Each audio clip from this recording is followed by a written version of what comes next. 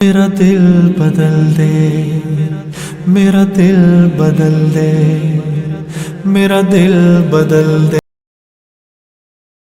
بسم الله الرحمن الرحيم والصلاة والسلام على سيد الأنبياء خاتم الأنبياء والمرسلين وعلى آله وأصحابه وأزواجه وذرياته وأهل بيته أجمعين أما بعد. گزشتہ ہفتے آپ کے سامنے ایک نیا باب شروع ہوا تھا جو کہ 9واں باب ہے. علامہ نبوی رحمۃ اللہ علیہ نے اسے قائم فرمایا کہ اللہ تعالیٰ کی عظیم الشان مخلوقات کے بارے میں غور و فکر کرنا، دنیا کی فنائیت کے بارے میں غور و فکر کرنا، اور آخرت کے ہولناک منظر کے بارے میں سوچنا، اور دنیا آخرت کے تمام معاملات میں غور و فکر کرنا، اور اپنے نفس کی کمی کوتاہی پر نگرانی کرنا، اور اس کی تربیت اور نفس کا تزکیہ کرنے کی فکر کرنا، اور اپنے آپ کو استقامت پر جمانے کی فکر کرنا کہ ہم دین پر جم جائیں، کس طریقے سے ہم چیزوں کے پابند ہو جائیں. تو اس سلسلے میں کچھ آیتیں، کچھ روایتیں، روایت تو نہیں، آیتیں پیش کی گئی تھیں، کچھ باقی ہیں. اعوذ باللہ من الشیطان الرجیم، بسم اللہ الرحمن الرحیم.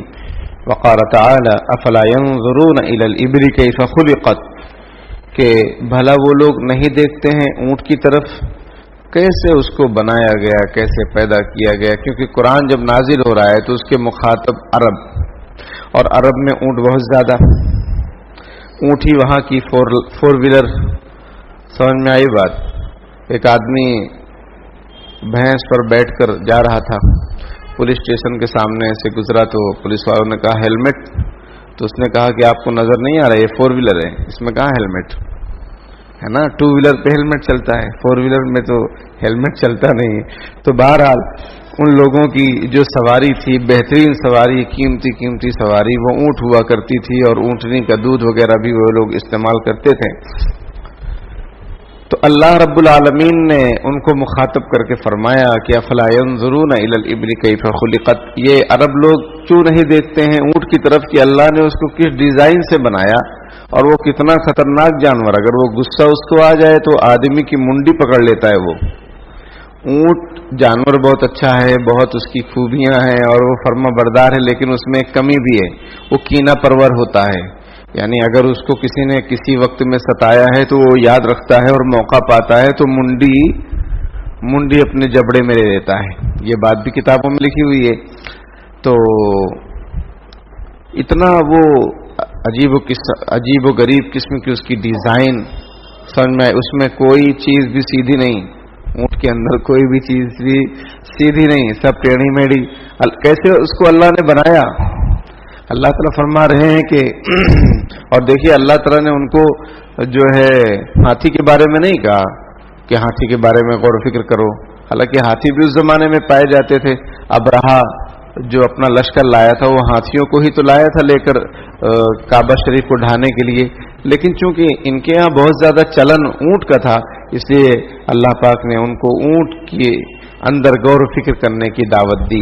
افلا ينظرون الى الابل کیف خلقت، کہ وہ کیوں نہیں دیکھتے ہیں اونٹ کی طرف کہ کیسے اس کو بنایا گیا. وإلى السماء کیف رفعت، آسمان کی طرف کیوں نہیں دیکھتے کہ اللہ نے اس کو کیسے بلند کر کے رکھا ہے. پوری دنیا میں آپ چاہے جہاں چلے جائیں گے آپ کو آسمان ملے گا. ایک شاعر کہتا ہے کہ اس دور میں کون ہے جو پریشان نہیں، اس دور میں کون ہے جو پریشان نہیں، یا وہ جگہ بتا جہاں آسمان نہیں. تو آسمان ہر جگہ، تو پریشانی بھی ہر جگہ. تو اور پھر آسمان کو اللہ نے کیسے اٹھایا، کس طریقے سے اس کو بنایا بغیر ستون اور پلر کے. آپ چھت بناتے ہو، آسمان بھی ایک چھت ہے، سمجھ میں آئی بات؟ تو آپ چھت بناتے ہو کتنا پلر لگاتے ہو، ادھر ادھر سائڈ میں، کنارے، بیچ میں. ہمارے استاد ہیں حضرت مولانا شعیب صاحب، ویسما کے رہنے والے. ویسما ایک علاقہ ہے، قصبہ ہے ڈسٹرکٹ نوساری میں، تو گجرات میں. تو وہاں کے وہ رہنے والے بہت سیدھے سادھے بھولے بھالے استاد ہیں ہمارے. تو بھولے بھالے اس لیے کہ وہ اپنا کپڑا خود سل لیتے ہیں. بلیٹ لاتے ہیں, 1-2 روپے کا بلیٹ رہتا ہے, اس کو کسی لکڑی میں پھنسا کے سر بھی مونڈ لیتے ہیں. اور ان کے پاس ایک گاڑی تھی, اب اس کا نام تو مجھے یاد نہیں, وہ براؤن کلر کی رہتی تھی, وہ سمجھ میں آئی بات, اسکوٹر کی طرح. تو کچھ دنوں تک, کئی مہینوں تک پیچھے اس کی سیٹ نہیں تھی, اگر وہ بچوں کو بٹھاتے تکیہ رکھ دیتے اور پھر لے کر جاتے. یعنی اتنے سیدھے سادے بھولے والے.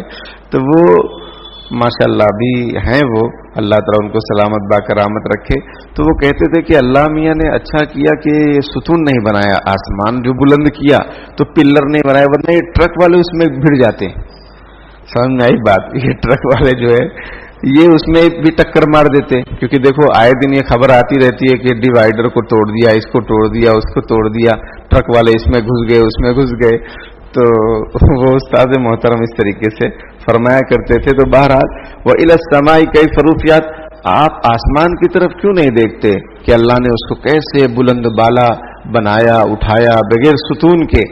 بغیر ستون کے آپ دنیا کی کوئی چیز بغیر ستون کے بنا کے دکھاؤ تو آپ نہیں بنا سکتے. کچھ نہ کچھ آپ کو اس میں لگانا ہی پڑے گا, چاہے کنارے لگاؤ, چاہے بیچ میں لگاؤ, کہیں نہ کہیں لگاؤ. بعض مسجدیں ایسی ہوتی ہے کہ اس میں بیچ میں پلر نہیں رہتا, لیکن ان کی جو دیوار رہتی ہے چوطرفہ, وہ بہت مضبوط رہتی ہے. وہ اس کا پورا جو لوڈ ہے وہ ادھر رہتا ہے, دیواروں پر, کنارے پر. وَإِلَى الْجِبَالِ كَيْفَ نُصِبَتْ, پہاڑوں کو کیوں نہیں دیکھتے کہ اللہ نے ان کو کیسے جما دیا ہے, جس کی وجہ سے زمین رکی ہوئی ہے, ٹکی ہوئی ہے. کیونکہ زمین جو ہے در حقیقت وہ پانی کے بلبلے پر ہے. بہت نیچے جائیں گے تو پانی ملے گا آپ کو. تو اب پانی پر کوئی چیز آپ رکھو تو وہ ہلتی رہتی ہے, ڈگمگ ڈگمگ ڈگمگ. لیکن اللہ پاک نے میخ یعنی کیل ٹھوک دی پہاڑوں کی شکل میں زمین پر, تو اب یہ زمین میں ٹھہراؤ ہے. یہ قرآن میں ہے, جگہ جگہ ہے. والجبال اوتادا, اللہ نے پہاڑوں کو کیل بنایا. کیوں مطلب کیل بنانے کا کیا مطلب؟ کیل بنانے کا یہ مطلب کہ اللہ نے ان کو ٹھوک دیا ہے زمین پر, جما دیا ہے تاکہ زمین کے اندر ٹھہراؤ رہے. تو یہ لوگ پہاڑوں کو کیوں نہیں دیکھتے؟ اور پہاڑی علاقے عرب تو, اور پھر پوری دنیا میں آپ کو پہاڑ مل جائیں گے, کوئی ایسی نہیں جگہ نہیں ہوگی جہاں پہاڑ نہ ہو. سمجھ میں آئی بات. بلکہ بہت ساری جگہ تو گھومنے کی بھی ہیں, اور سیلفی کے چکر میں سیلف کا بھی پتہ نہیں رہتا ہے کبھی کبھی. اللہ تعالی موبائل کے فتنے سے بچائے. فذکر انما انت مذکر, اے نبی آپ نصیحت کیجیے, آپ نصیحت, آپ کا کام صرف نصیحت کرنا ہے. لست علیہم بمسیطر, آپ ان کے پیچھے مت پڑیے, آپ ان کے چوکیدار نہیں ہیں کہ کون کیا کر رہا ہے, ٹائم ٹو ٹائم آپ دیکھیں, ایسا نہیں. آپ نصیحت کریے, آپ کا کام نصیحت کرنا ہے. یہ عمل کریں نہ کریں وہ ان کا مسئلہ ہے, آپ کسی کے پیچھے مت پڑیے. ان الینا ایابہم ثم ان علینا حسابہم, یہ سب ہمارے پاس لوٹ کر آئیں گے, پھر ہم ان کا حساب لیں گے. اس آیت میں بھی اللہ پاک نے غور و فکر کرنے کا حکم دیا, اونٹ کی طرف, آسمان کی طرف, زمین کی طرف, پہاڑ کی طرف. آگے دیکھیے, وقال تعالی افلم یسیروا فی الارض فینظروا, یہ لوگ کیوں زمین میں چلتے پھرتے نہیں ہیں تاکہ وہ دیکھیں.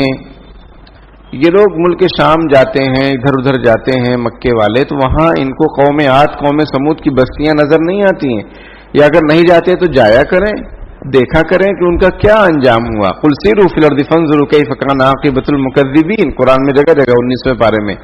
کیا آپ فرما دیجئے کہ ذرا چلو پھرو, دیکھو اور غور کرو کہ جھٹلانے والوں کا انجام کیا ہوا. کھنڈرات ہی کھنڈرات ہیں قوم عاد کی بستیاں, قوم سمود کی بستیاں, کوئی نام لیوا نہیں, سب تباہ و برباد ہو گئے اللہ کی نافرمانی کی وجہ سے. تو تم بھی نافرمانی کرو گے, تم بھی تباہ و برباد ہو جاؤ گے. تو دیکھو اور نگاہ عبرت سے دیکھو, دیدہ عبرت سے دیکھو کہ یہ میں جو دیکھ رہا ہوں, ملے خاک میں اہل شاہ کیسے کیسے, مکی ہو گئے بے مکاں کیسے کیسے, ہوئے نامور بے نشاں کیسے کیسے, زمیں کھا گئی آسماں کیسے کیسے, زمیں کھا گئی نوجواں کیسے کیسے. یہ جگہ جی لگانے کی دنیا نہیں ہے, یہ عبرت کی جا ہے, تماشا نہیں ہے. علامہ نووی رحمۃ اللہ علیہ فرماتے ہیں والآیات فی الباب کثیرۃ، بہت ساری آیتیں ہیں اس باب میں، اس تعلق سے قرآن میں. اس لیے تو کہا جاتا ہے بھائی قرآن پاک پڑھیے، سمجھ کر پڑھیے. اور اگر آپ کو سمجھ میں نہیں آتا ہے تو جو درس قرآن وغیرہ ہوتا ہے اس میں بیٹھیے. اور ہمارے ہاں تو یہ معمول ہے کہ آپ قرآن لے کر بیٹھو تاکہ وہ باقاعدہ کلاس جیسا آپ فیل کریں. اگر آپ کلاس میں جب پڑھنے جاتے ہیں تو بغیر کتاب کے جاتے ہیں. اگر آپ بغیر کتاب کے جائیں تو آپ کو کچھ سمجھ میں آئے گا؟ کہاں فائرنگ ہو رہی ہے؟ سمجھ میں آئی بات کہاں کی چل رہی ہے؟ آپ کو کچھ ہوا لگے گی؟ کچھ بھی نہیں.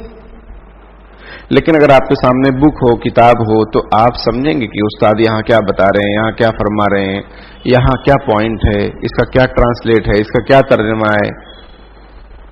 تو ایک بزرگ یہاں آئے تھے، مفتی صاحب، مفتی معصوم ثاقب صاحب دامت برکاتہم فیض آبادی، جو ادھر رہتے ہیں، تلنگانہ کی طرف میں رہتے ہیں. تو انہوں نے مجھ کو یہ طریقہ بتلایا. پہلے میں بھی ایسا قرآن لے کے ایسا کرسی پہ بیٹھ کے درس دیتے تھے. تو حضرت نے فرمایا نہیں، یہ طریقہ نہیں ہے، آپ چوکی پر بیٹھیے. اب چوکی کہاں سے لائیں گے بھائی؟ چوکی جانے میں ڈر لگتا ہے نا. چوکی جانے میں، چوکی یعنی وہ چوکی پہلے جب بھی شادی ہوتی تھی خاتون کی تو اس کو اس کے ماں باپ ایک چوکی دیا کرتے تھے، اور وہ چوکی جو ہوتی تھی وہ گھر کے ایک دم کوٹری میں رکھتے تھے، کونے میں. اور وہاں وہ خاتون نماز پڑھا کرتی تھی، کیونکہ عورت کی نماز اس کے گھر میں، اور گھر میں بھی صحن سے بہتر، کمرے سے بہتر اس کے ایک دم اندھیر جو کوٹری ہے وہاں پر پڑھنا افضل ہے. حدیث شریف میں ہم نے دیکھا اپنی دادی کو، اور ان کی ایک کوٹری بنی تھی، ایک دم کونے میں وہ چوکی رکھی رہتی تھی، وہاں وہ نماز اور اعتکاف وغیرہ کرتی تھیں. تو وہ چوکی، تو حضرت نے فرمایا کہ حضرت تھانوی رحمۃ اللہ علیہ وغیرہ اس پر بیٹھ کر درس دیتے تھے. اس میں کیا تھوڑا وہ بہت اونچی نہیں رہتی ہے، وہ ایک آدھ دو بالش اونچی رہتی ہے، سمجھ رہے ہیں. اور پھر اس پہ بیٹھیں گے تو بہت اونچا پن بھی نہیں ہوگا، اور سکون سے بیٹھ کر اس پر درس ہوتا تھا. تو پھر میں نے بھی نیچے بیٹھ کر درس دینا شروع کر دیا. اور پھر جو ہے ہمارے مسجد کے انتظامیہ نے وہ گدے وغیرہ سب بنوا دیے. بہرحال وہ مؤذن صاحب جو ہے ماشاءاللہ وہ بہت فکر مند رہتے ہیں ان چیزوں کے، تو وہ سب بنوا کے اور وہ سب اس طریقے سے آپ کے سامنے. تو انہوں نے ایک بات یہ بھی کہی کہ درس قرآن جو دیجئے تو اس میں سامنے لوگوں سے کہیے کہ ان کے ہاتھ میں بھی قرآن رہے، کہ کہاں کیا کھو رہا ہے. سمجھ میں آئی بات؟ تو یہ طریقہ ہے. تو اس سے کیا ہوتا ہے کہ آپ کو پتہ چلے گا کیا ترجمہ ہوا، کیا تفسیر ہوئی، کچھ نہ کچھ تو یاد رہے گا بھائی.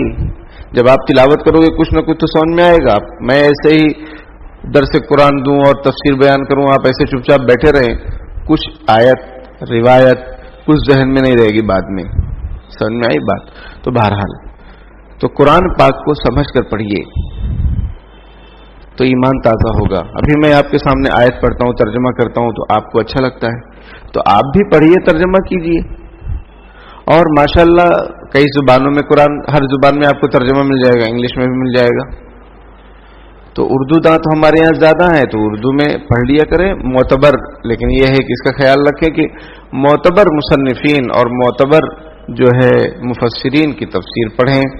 ایسی کوئی بھی مارکیٹ میں مل رہی ہو تفسیر لے کر شروع نہ کر دیں. سمجھ میں آئی بات؟ اسلامک اسکالر کے نام سے بہت سارے لوگ یوٹیوب پر ہیں، وہ کہتے ہیں جو بھی آپ کو تفسیر ملے پڑھو، جو بھی تفسیر مل جائے. تو قادیانیوں کی بھی تفسیر ہے جو کہ دائرہ اسلام سے خارج ہے، تو آپ پڑھیں گے؟ عجیب بات ہے. جو بھی دوا ملے کھا لو، جو بھی آپ کے پیٹ میں درد ہے یا سر میں درد ہے، جو بھی دوا ہو کھا لو. ایسا کہاں ہوتا ہے؟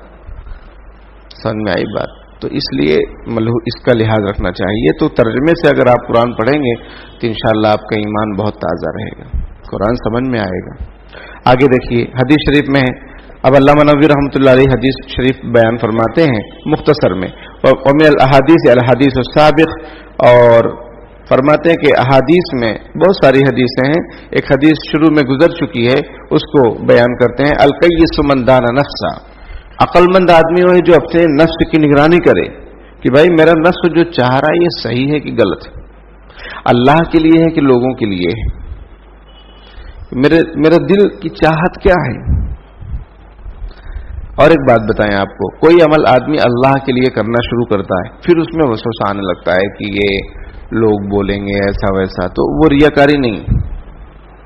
جو عمل شروع سے لوگوں کے لیے کیا جائے وہ ریاکاری ہے، کہ ہاں یہ کام کرنا ہے، یہ عمل کرنا ہے لوگوں کے لیے، تاکہ وہ ان کی نظر میں تو یہ ریاکاری ہے۔ لیکن آدمی اللہ کے لیے شروع کیا، اب پھر کوئی دیکھ لیا یا کسی کو پتہ چل گیا یا کسی نے پوچھ لیا، کوئی ٹینشن نہیں۔ بلکہ حدیث شریف میں ہے، حضرت ابو ہریرہ رضی اللہ تعالیٰ عنہ سے روایت ہے کہ اللہ کے رسول، اگر کوئی آدمی تنہائی میں نماز پڑھ رہا ہو اور کوئی آدمی وہاں آ جائے اور دیکھ لے تو پھر کیا یہ ریاکاری میں شامل ہوگا؟ آپ صلی اللہ علیہ وسلم فرمایا نہیں، یہ تو دنیا میں نقد بدلہ اللہ نے دے دیا کہ تمہاری نیکی کو ظاہر کر دیا لوگوں کے سامنے۔ تمہاری نیت تو نہیں تھی نا بھائی دکھلانے کی، تم تو اکیلے میں پڑھ رہے تھے، کوئی آ گیا۔ ایک دن جمعہ کا دن تھا، جمعہ کے دن مدرسے میں چھٹی ہوتی ہے، تو ہم اپنے تایا ابا کے یہاں تھے، اور میرا ایسا معمول تھا کہ جمعہ کو بھی سبق یاد کرتے تھے تاکہ زیادہ یاد ہو جائے اور پھر سنیچر کو زیادہ سبق سنا دیں۔ تو جمعہ بعد میں قرآن لے کر بیٹھا، اتنے میں ہمارے استاد لوگ آ گئے گھر پہ، تو انہوں نے کہا ارے ضیاء الرحمن جمعہ کو بھی پڑھتے؟ تو میں نے کہا ہاں پڑھتے ہیں۔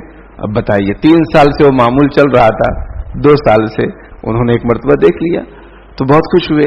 تو ہمارا مقصد ان کو دکھانا تو تھا نہیں، معلوم بھی نہیں تھا کہ آنے والے ہیں، اور جیسے دروازہ کھلا ہمارے تائزاد بھائی نے کھولا تو میں قرآن لے کے بیٹھ کے یاد کر رہا تھا۔ تو ایک بات اور ہمارے استاد فرمایا کرتے ہیں، اخلاص میں اظہار ہے، مطلب کوئی عمل آپ اللہ کے لیے کریں گے اللہ اس کو پوری دنیا میں ظاہر کر دے گا، اور کوئی عمل آپ لوگوں کے لیے کریں گے تو ظاہر کچھ ہونے والا نہیں، جو ہوگا بدنامی بے عزتی کے ساتھ، کیونکہ اللہ کی مدد شامل حال نہیں نا۔ اخلاص میں اظہار ہے، اللہ ظاہر کر دیتا ہے، آپ بس مخلص رہیے۔ علامہ قاسم نانوتوی رحمۃ اللہ نے دارالعلوم دیوبند کی بنیاد نہیں رکھی، انہوں نے رکھوائی حضرت عابد شاہ عابد صاحب رحمۃ اللہ علیہ سے اور بھی بزرگوں سے، وہ انہوں نے کچھ نہیں کیا لیکن وہ موجود تھے۔ لیکن آج پوری دنیا میں آپ چلے جائیے، آپ کو قاسمی مل جائیں گے اور وہاں کا پڑھا ہوا مل جائے گا، ڈائریکٹ یا انڈائریکٹ، جیسے ہم ہیں تو انڈائریکٹ ہیں، کیونکہ ہمارے جو پرنسپل صاحب تھے محتمم صاحب سے، وہ دارالعلوم دیوبند سے پڑھے تھے، وہ پڑھ کر آئے اور انہوں نے تراج گاؤں میں مدرسہ کھولا 100 سال پرانا، تو ہم اس میں پڑھے، تو یہ انڈائریکٹ ہوا نا۔ اور بہت سارے جیسے مولانا شعیب صاحب ہیں، مولانا عبد القیوم صاحب وغیرہ ہیں، یہ ڈائریکٹلی دارالعلوم دیوبند سے پڑھے ہوئے ہیں، تو ہر جگہ آپ کو مل جائیں گے، اور ان کے نام کے ساتھ قاسمی، سمجھ میں آئی بات؟ قاسمی یعنی مولانا قاسم نانوتوی رحمۃ اللہ علیہ کی طرف نسبت، جبکہ اپنے آپ ایک دم پیچھے کہتے تھے اگر مجھے 4 حرف اگر مجھے آتا نہیں تو کسی کو پتہ بھی نہیں چلتا کہ قاسم کون تھا، لیکن اب وہ علم ہے تو بتانا پڑتا ہے، میراث ہے اللہ کے رسول کی تو بانٹنا پڑتا ہے کہ سب اکیلے کھا جائیں گے میراث، اس لیے لوگوں میں چرچا ہو جاتی۔ ان کا ایک واقعہ، ایک گاؤں میں گئے وہ، تو وہاں پر جو ہے نماز پڑھانے کی بات آئی، تو انہوں نے کہا ٹھیک ہے میں نماز پڑھا دیتا ہوں، انہوں نے نماز پڑھا دیا۔ اب کچھ غلطی ہو گئی تو ایک بوڑھا بہت ڈانٹا ان کو، بہت یعنی بہت، کہ کیسے ہو ایسا ہے ویسا، وہ جانتا نہیں تھا کہ مولانا قاسم ہے، تو بہت ڈانٹا۔ بعد میں لوگوں نے کہا یہ مولانا قاسم نانوتوی، بولے مولانا قاسم نانوتوی ہو کر غلطی کرتے ہیں؟ سمجھ میں آئی بات؟ یہ کیسا مولانا قاسم ہے کہ غلطی کر رہا ہے نماز میں؟ تو اتنا سادگی کے ساتھ۔ اسی طرح ایک آدمی، ان کا واقعہ لکھا ہوا ہے کہ ایک آدمی ان سے ملنے کے لیے بہت سارا سامان وامان لے کے آ رہا تھا، تو رستے میں مل گئے مولانا قاسم صاحب، تو بولے بھائی میں آپ کا سامان اٹھا دیتا ہوں، بولے اٹھا دو، سو کیا معلوم کون آدمی ہے۔ پھر بولے کہاں جانا ہے؟ بولے مجھے مولانا قاسم صاحب سے ملنا ہے۔ وہ لے گئے گھر پہ، سامان جہاں مولانا کا گھر تھا وہیں اس کو پہنچائے، سامان رکھے اور فرمایا کہ میں ہی قاسم ہوں۔ تو اللہ کا شکر ہے کہ ایسے علماء دنیا میں پیدا ہوئے اور انہوں نے کارنامے انجام دیے جن کے اندر انتہائی درجے کی عاجزی اور تواضع، انکساری، اپنے آپ کو مٹانا، اپنے نفس کی نگرانی کرنا، یہ بڑی چیز ہے۔ القیس من دان نفسا وعمل لما بعد الموت، عقل مند آدمی وہ ہے جو اپنے نفس کی نگرانی کرے اور مرنے کے بعد کی زندگی کی تیاری کرے۔ والعاجز من اتبع نفسه هواها وتمنى على الله، اور عاجز اور کمزور وہ شخص ہے جو اپنے نفسانیت پر چلے اور اللہ پر خوب امید باندھے کہ اللہ تعالیٰ بڑے غفور رحیم ہیں، اللہ تعالیٰ تو معاف کر دیں گے، اور یہ گناہ پہ گناہ کر رہا ہے، یہ نادان شخص ہے۔ آگے علامہ نووی رحمۃ اللہ علیہ ایک نیا باب قائم فرما رہے ہیں، 10واں باب، باب المبادرۃ الی الخیرات، یعنی نیک کام میں جلدی کرو۔ وحث من توجہ لخیر علی الاقبال علیہ بالجد من غیر تردد، اور اس بات پر وحث من توجہ لخیر، اور اس بات کے ابھارنے پر یہ باب ہے کہ کسی کے دل میں کوئی خیر کا داعیہ پیدا ہوا اس کو جلدی سے کر دو بغیر کسی تاخیر کے۔ اب ایسی روایتیں لائیں گے، اور آیت پہلے تو قرآن پاک کی آیت لاتے ہیں، پھر حدیث شریف لائیں گے۔ قال اللہ تعالیٰ فاستبقوا الخیرات، اللہ تعالیٰ فرماتے ہیں نیکی کے کام میں جلدی کرو۔ نیکی کا کوئی کام ہے اس میں جلدی کرو، تاخیر مت کرو، سوچو مت کہ ارے ایسا کیسا، یہ کام کرنا چاہیے کہ نہیں کرنا چاہیے، تہجد پڑھنا چاہیے کہ نہیں پڑھنا چاہیے، پڑھنا چاہیے۔ اشراق کا ٹائم ہو گیا، دل میں خیال آیا اشراق پڑھ لو، یہ نہیں کہ پڑھیں کہ نہ پڑھیں، عادت نہیں ہے، عادت بن جائے گی، ایسا ہے ویسا ہے، ٹینشن دنیا بھر کا، یہ نہیں، نیکی میں جلدی کرو۔ کوئی بھی نیکی کا عمل ہے اس میں تاخیر نہ کریں، سوچیں، غور فکر کریں گے تو نفس و شیطان پیچھے ڈال دے گا، فوراً کر جائیں گے تو کر جائیں گے۔ وقال تعالی وسارعوا الى مغفرۃ من ربکم وجنۃ عرضها السماوات والارض اعدت للمتقین، اللہ تعالیٰ فرماتے ہیں کہ جلدی کرو اپنے رب کی مغفرت کی طرف اور اس جنت کے لیے جلد بازی کرو جس کی چوڑائی آسمان اور زمین کے برابر ہے، جو متقین کے لیے تیار کی گئی ہے۔ سمجھ میں آئی بات؟ اللہ تعالیٰ سے معافی مانگنا ہے، جلدی کریں، یہ نہیں کہ گناہ ہوتے رہتے کیا معافی مانگے، نہیں، گناہ نہیں چھوٹ رہے توبہ کیوں چھوٹ رہی ہے؟ گناہ نہیں چھوٹ رہے ہیں تو توبہ کیوں چھوڑ دے رہے ہیں آپ توبہ کرتے رہیے۔ توبہ کرتے رہنا بھی استقامت ہے کہ آپ نیکی پر جمے ہوئے ہیں، گناہ پر جمے ہوئے ہیں تو پھر نیکی پر کیوں نہیں جم رہے ہیں؟ ہاں، اس نیت سے توبہ نہیں کرنی چاہیے کہ میں توبہ کر رہا ہوں کل پھر گناہ کروں گا، یہ توبہ قبول نہیں ہے۔ پکی نیت ہو کہ آئندہ گناہ نہیں کروں گا، پھر ہو گیا پھر توبہ کر لو، پھر توبہ کر لو۔ 100 بار شکستی بازا، 100 مرتبہ بھی توبہ ٹوٹ جائے پھر بھی توبہ کرو اللہ پاک سے، اللہ تعالیٰ سے معافی مانگو، اس میں جلد بازی کرو، اس میں تاخیر مت کرو کہ اللہ تعالیٰ مجھے معاف کرے گا کہ نہیں معاف کرے۔ بھائی اللہ تعالیٰ تو معاف کرنے کے لیے ہی ہے، آپ معافی تو مانگیے۔ سمجھ میں آئی بات؟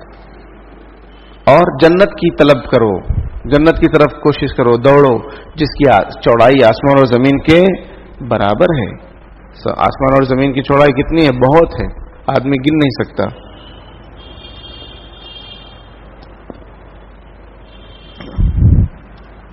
کس کے لیے تیار کی گئی جنت؟ متقین کے لیے، اللہ سے ڈرنے والوں کے لیے، تقوی اختیار کرنے والوں کے لیے۔ وَأَمَّا الْحَدِيث، اب حدیث کو بیان فرماتے ہیں۔ فالأول عن ابی ہریرہ رضی اللہ عنہ ان رسول اللہ صلی اللہ علیہ وسلم قال بادروا بالأعمال فتنا كقطع الليل كقطع الليل المظلم يصبح الرجل مؤمنا ويمسي كافرا او يمسي مؤمنا ويصبح كافرا يبيع دينه بعرض من الدنيا۔ حضرت ابو ہریرہ رضی اللہ تعالیٰ عنہ سے روایت ہے کہ رسول اللہ صلی اللہ علیہ وسلم نے ارشاد فرمایا کہ نیک اعمال میں جلدی کرو۔ یہ جو نیک اعمال میں جلدی کرنے کا مطلب ہے وہ یہ ہے کہ دل میں آپ کی نیکی کا خیال آئے فوراً کر ڈالو۔ دل میں خیال آنا ایک غیرت مند مہمان کی طرح ہے، دل میں نیکی کا خیال آنا ایک غیرت مند مہمان کی طرح ہے۔ غیرت مند مہمان مطلب کوئی آپ کے گھر مہمان بن کر آیا، آپ اس کی طرف توجہ نہیں دے رہے ہیں، آپ بولے ابھی کیوں آگے، سمجھ میں آئی بات؟ یا آپ اس کو ٹائم نہیں دے رہے ہیں، بیٹھ نہیں رہے ہیں، تو وہ دوبارہ آئے گا نہیں آئے گا، کیونکہ اس کو غیرت آ گئی کہ یار ہمارا آنا ان کو بوجھ لگا۔ یا جیسے وہ پہنچا تو آپ اس سے پوچھے کب جاؤ گے، سمجھ میں آئی بات؟ تو مہمان کو برا لگ جاتا ہے کہ یار دیکھو ابھی تمہیں پہنچا ہی ہوں اور جانے کا پوچھ رہے ہیں۔ تو نیکیوں کا دل میں خیال آنا غیرت مند مہمان کی طرح ہے۔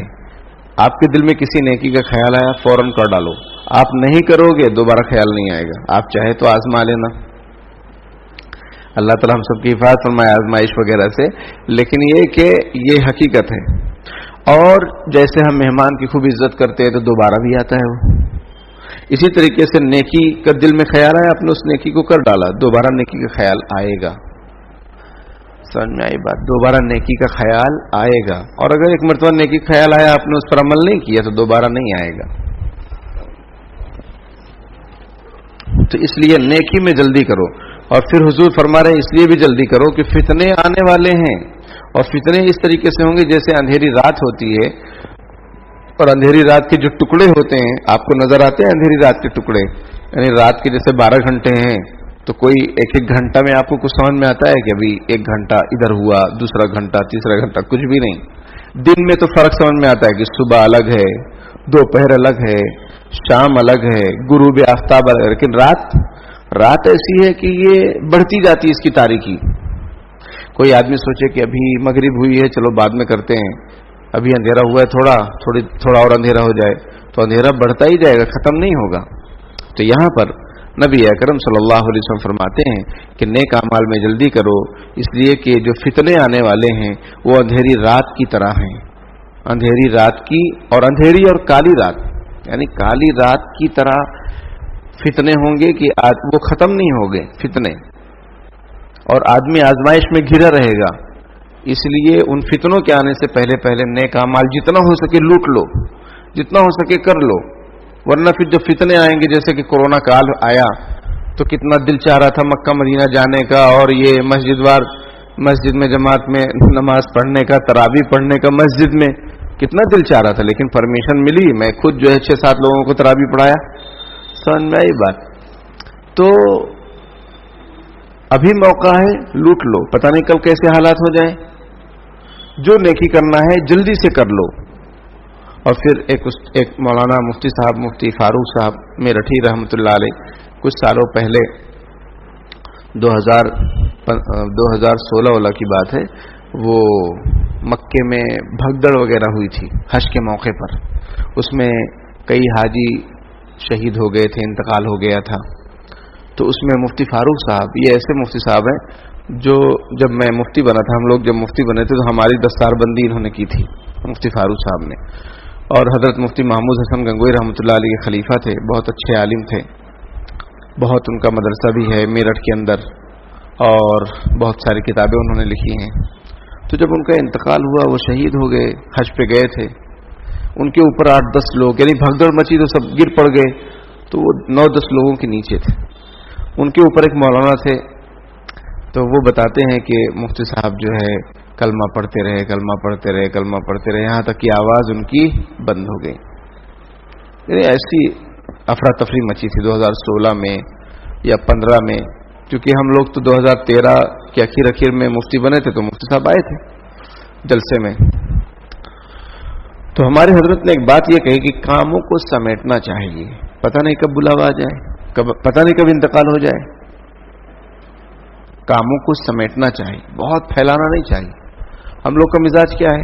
1 سے 2، 2 سے 3، 3 سے 4، 4 سے 5، کامٹی، ناگپور، اور یہاں وہاں ہر جگہ برانچ. تو اس میں کیا ہوتا ہے؟ ٹینشن بڑھتا ہے.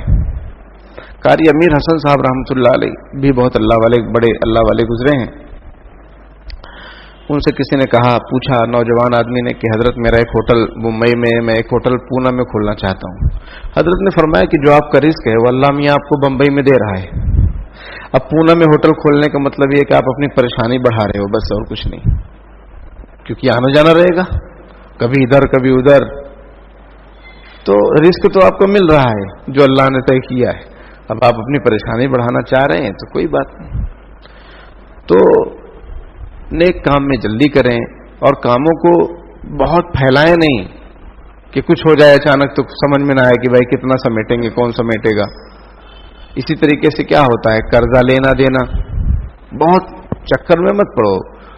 چٹنی روٹی کھا لو لیکن قرضہ مت لو. بہت کچھ لوگوں کو عادت ہوتی قرضہ لینے کی، یہاں وہاں. اب انتقال ہو گیا، لوگ مانگ رہے ہیں، کچھ لوگ مانگتے بھی نہیں. اب وہاں مغفرت نہیں ہو رہی قبر میں، حشر میں، کیونکہ قرضہ ذمے میں ہے. اور پھر اگر ڈیمانڈ کر رہے ہیں گھر والوں سے، بیوی بچے بیچارے کیا کریں گے، کہاں سے لا کے دیں گے. تو اس لیے نیکی کریں، جلدی کریں، اور بہت پھیلائیں نہیں کہ اپنے آپے سے باہر ہو جائے. آگے آپ صلی اللہ علیہ وسلم فرماتے یصبح الرجل مؤمنا، کہ صبح کے وقت آدمی، جب فتنے آئیں گے تو صبح کے وقت آدمی مسلمان ہوگا، وہ یمسی کافر، شام کے وقت کافر ہو جائے گا.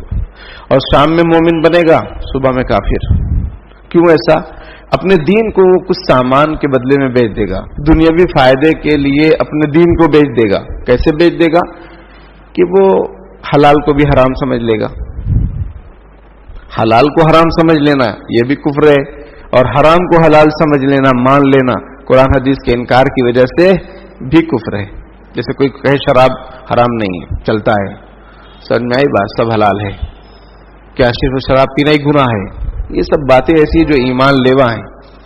تو حلال حرام کی کوئی پرواہ نہیں ہوگی. ایسا ماحول آئے گا، آدمی فکر ہی نہیں کرے گا کہ یہ 1 نمبر ہے کہ 2 نمبر ہے، بس آنے دو. سمجھ میں آئی بات؟ بس آنے دو، پیسہ ہو چاہے جیسا ہو، پیسہ ہو چاہے جیسا ہو. تو پھر کیا ہوگا کہ آدمی صبح میں مسلمان رہے گا، شام میں کافر. یعنی اتنا جلدی جلدی چینجنگ. وجہ کیا؟ دین کو آدمی بیچ دے گا. اور ایک بات یہ کہ ہم یہ دیکھتے ہیں کہ اگر ہم اپنی نئی نسل کی دینی اور ایمانی فکر نہیں کریں گے تو ان کا کوئی ٹھکانہ نہیں ہوگا. یہ بہت خطرناک راہوں پر چلے جائیں گے. آج کل کتنے سٹے کے کام چل رہے ہیں موبائل پر. دنیا کے، بھارت کے جو ایکٹر ہیں، ٹیکٹر ہیں، یہ سٹے کا پرچار کر رہے ہیں. ایسا دیش ہے یہ. پڑھے لکھے لوگ ہیں لیکن جاہل ہیں، یا بہت بڑی سیلیبریٹی ہیں، وہ سٹا اور جوا کی آپ کو ترغیب دے رہے ہیں، اور پھر آخر میں کہتے ہیں ہانیکارک بھی ہو سکتا ہے. دھیرے سے سمجھ میں آئی بات؟ جوخم بھی ہو سکتا ہے، تاکہ وہ ان کا پلہ صاف رہے کہ ہاں ہم نے بولا تو تھا. اور جو ہائی لائٹ کرنا ہے کہ یہ سٹا، یہ رمی کھیلو، پتہ نہیں کیا کھیلو، تو اس میں جو ہے لوگ پڑھ رہے ہیں اور حرام مال کما رہے ہیں. یہ جو کچھ بھی ہے سب ناجائز اور حرام ہے. سمجھ میں آئی بات؟ تو اس طرح کے حالات ہوں گے کہ آدمی صبح میں مومن، بلکہ اللہ تعالیٰ معاف فرمائے، ہم سب کی حفاظت فرمائے. صبح کیا دوپہر میں آدمی چینج ہو جا رہا ہے. شام کی، صبح میں تو ہے مسلمان، شام آنے کی دیر نہیں، دوپہر میں چینج ہو جا رہا ہے. اسی طریقے سے طلاق کو طلاق نہ سمجھنا، 3 طلاق کو 3 طلاق نہ سمجھنا. سمجھ میں آئی بات؟ طلاق دے کر پھر رکھ لینا. تو یہ سب چیزیں ہو رہی معاشرے میں. میراث دبا لینا، اسی طریقے سے اور بھی دوسروں کا دبا لینا، ناجائز اور حرام، اور اس کو کہنا نہیں ہمارا ہے. سمجھ میں آئی بات؟ تو یہ آدمی صبح کے وقت مومن، شام میں کافر، شام میں مومن، صبح کافر، کیونکہ وہ اپنے دین کو دنیا کے بدلے میں بیچ دے گا. کیونکہ اس کو دنیا کی فکر ہے، دنیا کی ریس ہے اس کے دل میں کہ وہ کتنا بڑھ جائے، اس سے بڑھ جائے، اس سے بڑھ جائے. اس کے لیے کالا پیلا سب برابر. سمجھ میں آئی بات؟ اس کے لیے سب برابر، 2 نمبر. اللہ تعالیٰ ہماری نئی نسل کی حفاظت فرمائے. یہ ایم ڈی کا فل فارم کیا ہے معلوم ہے؟ مسلم ڈرگس. یہ تو حالات کی وجہ سے اس کا فل فارم چینج ہو گیا، ورنہ کچھ اور ہے ایم ڈی کا جو ہے فل فارم. لیکن مسلمان نئی نسل اس میں اتنا مبتلا کہ اللہ کی پناہ. ابھی کچھ مڈر بھی ہوا کہیں ناندیڑ میں کہ کہاں پہ، چندر پور میں شاید کہیں پر ہوا. یہ سب ڈرگ کے چکر میں. کیونکہ قرآن کہتا ہے، کیا کہتا ہے قرآن؟ انما الخمر والمیسر والانصاب والازلام رجس من عمل الشیطان فاجتنبوه لعلکم تفلحون. انما يريد الشیطان ان يوقع بینکم العداوة والبغضاء في الخمر والمیسر ويصدکم عن ذکر اللہ وعن الصلاة فهل انتم منتهون. قرآن کہتا ہے یہ جو چیز ہیں، شراب، جوا اور یہ جو بت پرستی ہے، سمجھ میں آئی بات؟ یہ سب نجس ہیں، شیطانی کام ہیں، ان سے بچو. شیطان چاہ رہا ہے کہ تمہارے دلوں میں نفرت پیدا کرے، بغض پیدا کرے. کس کے ذریعے؟ شراب کے ذریعے، جوا کے ذریعے. شراب کے ذریعے یعنی نشہ کے ذریعے، اور جوا سٹے کے ذریعے. اب ہوتا کیا ہے، بہت سارا پیسہ لیتے ہیں، سٹے میں ہار جاتے ہیں، جیت جاتے ہیں، اس میں قتل مرڈر، نشے میں ہے قتل مرڈر. تو یہ شیطان چاہتا ہے. اور اللہ تعالیٰ فرماتے ہیں شیطان یہ چاہتا ہے کہ تم اللہ کے ذکر سے غافل ہو جاؤ، نماز سے غافل ہو جاؤ. اللہ تعالیٰ فرماتے ہیں فَهَلْ أَنْتُمْ مُنْتَهُونَ، کیا تم رکو گے نہیں؟ تو یہ اس میں نئی نسل مبتلا ہے، اس میں پیسے لگا رہے ہیں، اور اس کا جو نشہ چڑھتا ہے اس کو خریدنے کے لیے کہیں سے بھی پیسہ. ابھی سننے میں آیا کہ مسجد کا جو پنکھا ہے، پنکھے کے اندر کی جو چیزیں ہوتی ہیں وہ کوئی لے گیا کھول کر. کس کی ہمت ہوگی؟ مسلم کے علاوہ کسی کی ہمت ہو سکتی ہے؟ نہیں ہو سکتی. पंखे के अंदर का जो सब है ना, मशीन वगैरह जो रहती है वो, और ऊपर का उसका सब रखा हुआ है, यहां अपने यहां हुआ। तो ये हाल है। यानी बस पैसा किधर से भी मिलना चाहिए, क्योंकि वो नशा ऐसा चढ़ता है कि उसके लिए बगैर आदमी को चैन नहीं। और मर्द क्या, औरतें भी इसमें शामिल हैं। इसलिए खुदा के वास्ते अपने बच्चों पर निगरानी रखो, इधर उधर उनको किसी के साथ मत जाने दो। सहेलियां और फ्रेंड ये बिगाड़ते हैं, अक्सर ये बिगाड़ते हैं। आपकी बच्ची बहुत नेक, आप बहुत नेक, बेटा आपका नेक, लेकिन उसकी संगत गलत लग गई, ऐसे लोगों के साथ लग गई, एक चस्का उसको दे देते हैं। समझ में आई बात? फिर वो उसी का आदी हो जाता है, फिर वो ना माँ देखता है ना बाप देखता है। कितने आए दिन वाकयात आते हैं। तो अल्लाह ताला हम सबकी हिफाजत फरमाए। और ये आदमी अपने दीन को दुनिया के बदले में बेच देता है, कुछ भी करने के लिए तैयार, उसको बस वो चीज होना, नशा होना। तो इसमें भी नजर रखें कि कौन लोग इसमें मुलव्विस हैं। जो ऐसे तो सुनने में आता है कि सब ऊपर नीचे सब सेम है, समझ में आई बात, लेकिन ठीक है, कोई नहीं सुधर रहा है, ना सुधरे, हम तो सुधरे, हम अपने बच्चों को सुधारें। कहीं आग जल रही है तो क्या जरूरी है कि आप उसके पास जाके खड़े हो जाएं? आप न जाएं, खड़े होंगे तो आंच लगेगी। आप अपने आप को सेफ्टी में रखो, अपने यहां बराबर जो है फायर का इंतजाम रखो कि अगर आग आती है तो हम जो है बुझा लेंगे, हम उसमें मुब्तला नहीं होंगे। और कुरान कहता है ला यदुरुकुम मन ضل इज़ा हतदैतुम, कि अगर तुम हिदायत पर हो तो कोई गुमराह तुमको गुमराह नहीं कर सकता है, अगर तुम हिदायत पर हो तो आप अपनी शरीयत सुन्नत पर मुकम्मल पाबंदी से अमल करें, अपने बच्चों की निगरानी रखें, तो इंशाअल्लाह कोई बुरे से बुरे माहौल में लोगों ने बड़े बड़े काम अंजाम दिए हैं, अपने बच्चों की परवरिश की है, तरबियत की है। समझ में आई बात? तो इसका लिहाज हमें रखना चाहिए, वरना ये सब बहुत चल रहा है कि आदमी सुबह मोमिन शाम में काफिर, दीन को बेच दे रहा है, फतवा बेच दे रहा है, मसला बेच दे रहा है। समझ में आई बात? हम लोग इफ्ता में थे तो हमारी क्लास में एक फतवा आया, उसमें फतवे में ऐसा था, बहन को किनारे कर दिया था। भाइयों ने फतवा ऐसा बनवाया कि बहन का हिस्सा ही उसमें से निकलवा दिया, वो भी फतवा एक दारुल इफ्ता से। समझ में आई बात? एक दारुल इफ्ता, में नाम नहीं लेता उसका, वहां से वो शाये हुआ, हमारे मुफ्ती साहब के पास आया, बोले देखो बहन को ही महरूम कर दिए, यानी अब्बा का इंतकाल हुआ, बेटे हिस्सेदार है, बेटी हिस्सेदार नहीं। ऐसा थोड़ी कुरान में, पहले कुरान में बेटी का जिक्र है, पहले लिज़्ज़करी मिस्लु हज़्ज़िल उन्सयैन, बेटों का हिस्सा बयान करने का तरीका जो अल्लाह ने बयान किया कि दो बेटी को जितना मिलेगा उतना एक बेटे को मिलेगा, ताकि बेटियों की अहमियत हो। ये नहीं कि बेटे को इतना मिलेगा डबल और बेटियों को सिंगल, ऐसा नहीं, दो बेटी का जो हिस्सा है वो एक बेटे का हिस्सा। तो अब बताइए, फतवा भी बिक जाता है। एक साहब कहने लगे हिंदुस्तान की खूबसूरती है कि यहां पैसे से सब कुछ हो जाता है। समझ में आई बात? अल्लाह ताला हम सबको दीन इस्लाम पर जमाए रखे, आखिर तक मरते दम तक खात्मा बिल खैर फरमाए, और कुफ्र शिर्क और ये सब जो नशे की पर्दाख्त हैं, अल्लाह ताला इन सब से हमारी नस्लों की हिफाजत फरमाए। व आखिर दावाना अल्हम्दुलिल्लाहि रब्बिल आलमीन।